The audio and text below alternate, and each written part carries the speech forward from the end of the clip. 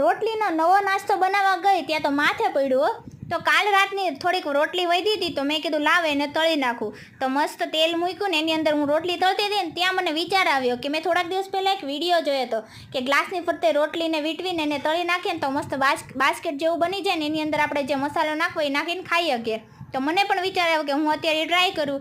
તો પહેલાં તો મેં માંડ કરીને ગ્લાસની ફરતે રોટલી બાંધીને પછી મેં એને નાખી દીધી તળવા.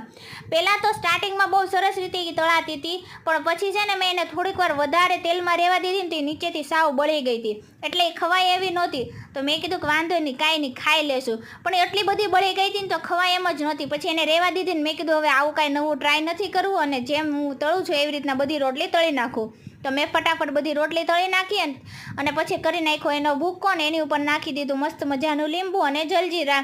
આવી રીતના ખાવાની બહુ મજા આવે છે. આનાથી અન્નનું અપમાન પણ નથી થતું ને આપણને એક ચટપટો નાસ્તો પણ મળે છે.